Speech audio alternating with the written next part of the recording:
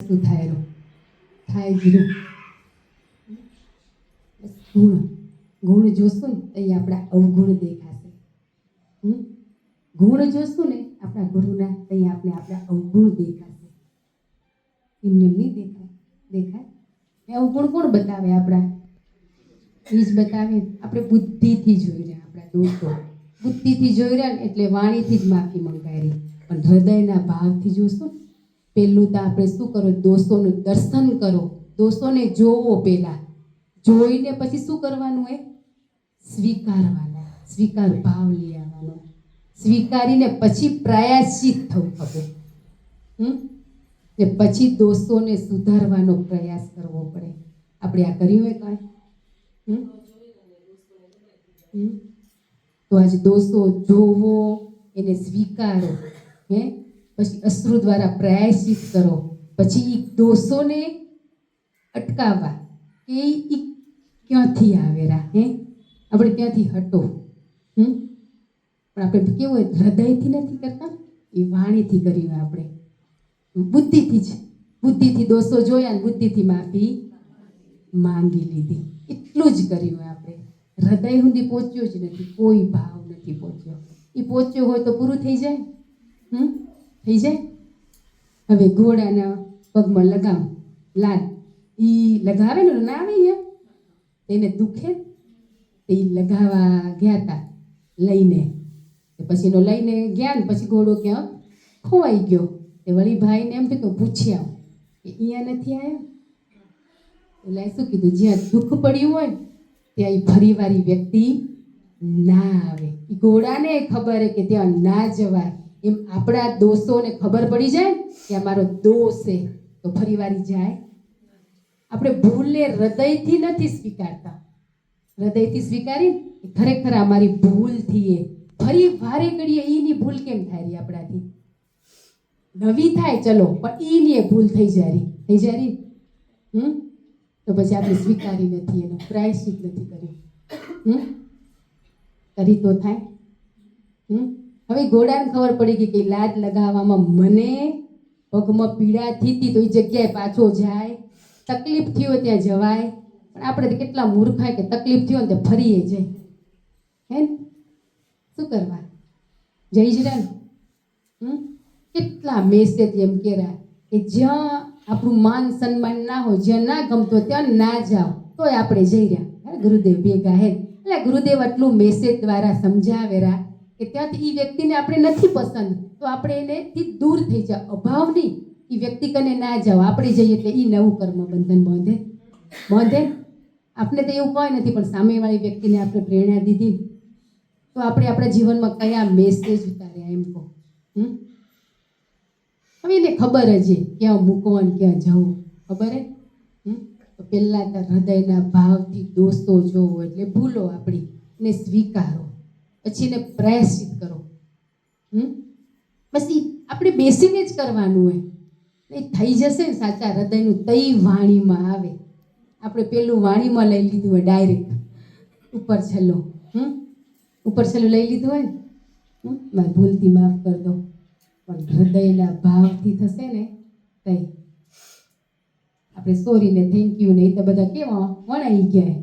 આ બચ્ચાને એવું છે ને કાંઈ સોરી થેન્ક યુ એને શીખવાડવામાં આવ્યું બચપનથી. સ્કૂલમાં આપણે નથી શીખવાડ્યું, એ વર્ડ્સ એને સ્કૂલમાં શીખવાડ્યું. એટલે એને શું ખબર હે કે ભૂલ થાય ત્યાં સોરી બોલ દેવી, ને કોઈક આપણી હેલ્પ કરે ત્યાં થેન્ક યુ કહી દેવું. પણ એ હૃદયથી નથી કહેતા. બચ્ચા હૃદયથી ગયા રાખે?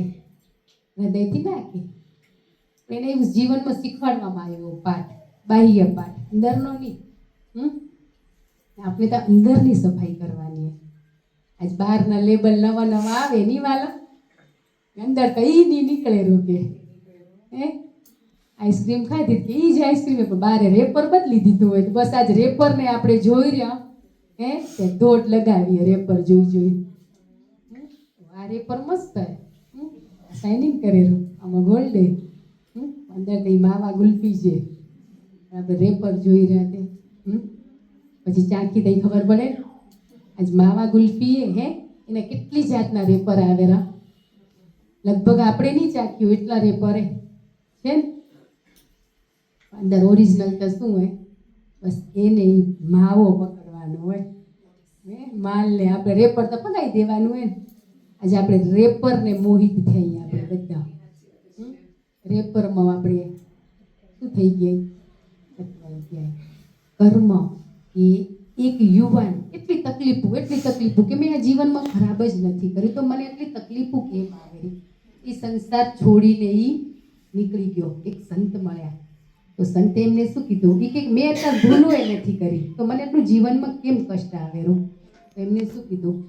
પાણીનો ગ્લાસ આપ્યો, એમાં રેતી નાખી કે આ રેતી નાખી તો પાણી કેવું થઈ ગયું? ડોળું થઈ ગયું. હજી એ રેતી નાખશું તો કેવું થશે? પણ ચોખ્ખું પાણી નાખશું તો ધીમે ધીમે શું થતું જશે? તો એ આપણે કર્મ આપણા છે ગયા જન્મના, પણ સારું સેવા નામ સ્મરણ એ બધું કરશું તો શું થશે? ચોખ્ખું થતું જશે. ચોખ્ખું કરવું કેમ? કર્મ બંધનની મુક્તિ તો છે જ, કેમ કર્મ ભોગવવું જ પડે. પણ અમુક તો આપણે ખબર નથી ને એમ ભોગવાય જ્યારે. બોલો, સમજણ આવી જાય પરમાત્મામાં બની જાય તો અમુક કર્મ તો રમતે રમતે જતા રહેલા ને અમુક ઘણું શીખવવા માટે આવેલા હોય ઓછું પણ ઘણું કરી દે. આપણી પરીક્ષા કે એમાંથી શીખવાનું હોય આપણે. આપણે શું કરી રહ્યા? રેતી નાખી રહ્યા કે ચોખ્ખું પાણી નાખી રહ્યા? સ્વીકાર્યો ને એનો ધન્યવાદ કે રેતી નખાઈ જાય રહી હજી, પણ રેતી છે જ નહીં. રેતીને રાખશું, ઢગલો તો નાખશું ને આપણે. હે ની રેતી ક્યાં રહી છે? તો બસ એને ગુરુએ કીધું, એને સમજણ આવી ગઈ. તો બસ એને કીધું કે આ વસ્તુ શેનાથી સાફ થશે મારી? તો ચોખ્ખું પાણી. પાણી એટલે કે તેને દ્રષ્ટાંત આપ્યું માત્ર. આપણે કઈ ગ્લાસ લઈને રેતી નાખીને પાણી નાખીને ઈ નથી કરવાનું. બસ ધ્યાન કરવાનું હોય, સેવા કરવાની હોય સાચા હૃદયના ભાવથી. ને એ કરશું બધું એટલે લોકોને શું થશે? આપણે શું ગમશું નહીં એને, એટલે આપણું શું થશે? એ પાણી નાખતા જશે, લોકો જ પાણી નાખશે. ઈ જ કરશે. આપણે અત્યારે ઈ કરવાનું હતું. આપણે રેતી ભરીને આપણામાં તો શું બીજાના ગ્લાસમાં નાખી આવી રહ્યા. હજી ઈ જ વસ્તુ થાય રે. ઈ જ તમે સ્થિર રહો, ગમે તે વ્યક્તિ ગમે તે કરે. આપણે શું હોય? આપણો પરિવાર મસ્ત. આપણે ક્યાં રોજ બધા કને મળવા જવું હોય? ક્યાં જઈ રહ્યા? તો પછી કેમ ઘર બેઠે મુઠ્ઠા નખાઈ જાય રેતીના? નખાઈ જાય. તો બસ એને અટકાવવાના ઉપાય હે તો આપણે જીવનમાં ઉપાય ખબર જ છે, પણ કયા ઉપાયની ખબર નથી. ઉપાય બધાય જીવનમાં લીધા છે આપણે, આપણા સત્સંગમાં આવી જ ગયું હોય, પણ કયા ઉપાય? પહેલો તો ધન્યવાદ. એ હૃદય આપણે કોઈક આપણી મદદ કરે તો હૃદયથી ધન્યવાદ, વાણીથી નહીં, હૃદયના ભાવથી ધન્યવાદ. કે આપણે અંદરથી એમ થવું કે ખરેખર એમને મારી હેલ્પ કરી તો ધન્યવાદ. તો કે હવે સાસુ એમ કે વહુ રોજ ગરમ રોટલી દે તો સાસુ કે એ તો એની ફરજ છે, ભલે ને દે એની ફરજ છે, પણ તમારી એ ધન્યવાદ કહેવાની ફરજ છે ને. બેલેન્સ. આ ધન્યવાદ એક બેલેન્સ છે આપણું. આ કર્મને અટકાવવા માટેનું બેલેન્સ છે. એ તો એની ફરજ છે, એ તો કામ કરવું જ પડે ને એને. શું કરવા ધન્યવાદ કહેવાનો? પીટાટી રોટલી દઈ હકેરી થપ્પો બનાવી દે, તમે ખાઈ લેજો તમારી રીતે, નથી કહી શકતી. તો બસ આપણી મદદ કરે એટલે શું? ઘરમાં જ આપણે 4 વ્યક્તિ 6 વ્યક્તિ 10 વ્યક્તિ આપણી મદદ કરી તો હૃદયના ભાવથી ધન્યવાદ. એ તેની ફરજ હતી, કર્યું. પણ આપણી ફરજ શું હોય કે કર્મને અટકાવવા માટે ધન્યવાદ કરવાનો. ખબર પડી? નહીં કરો તો વાંધો નથી, પણ આપણે થઈ જેટલા ગયા હા બસ અટકાવવા માટે શું કરવાનું હોય? ધન્યવાદ. એક વસ્તુનો કીધો આપણે કદી અપેક્ષાઓ રાખીએ. રાખ્યું અપેક્ષાઓ કે હું શું કરવા ધન્યવાદ કહું? એ તેની ફરજ છે.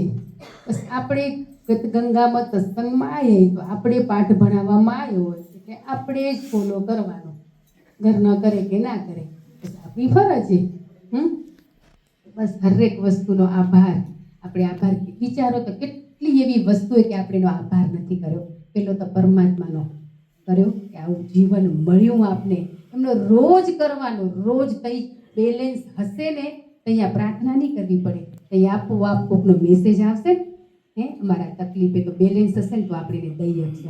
પરમાત્મા એને બરાબર થઈ જાય એટલી શક્તિ એ બેલેન્સમાં. પણ આ બેલેન્સ નથી એટલું સરળ. ધન્યવાદથી આપણું બેલેન્સ થાય.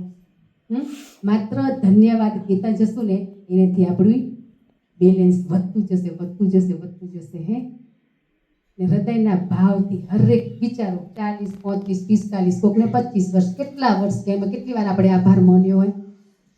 એક વાર નહીં, રોજ કહેવાનો પરમાત્માનો તો પેલો આભાર, આટલું સ્વસ્થ, તંદુરસ્ત, નિરોગી શરીર આપ્યું, એમનો ધન્યવાદ. માતા પિતાનો ધન્યવાદ. હે આપણે કોઈક હેલ્પ કરે નાની મોટી, એમનો ધન્યવાદ કર્યો, તેની ફરજ છે. હું શું કરવા કરું? એ મોટો શું હોય આપણો અહમ.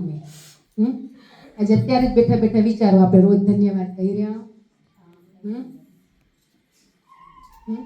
કેરા એમનો ધન્યવાદ.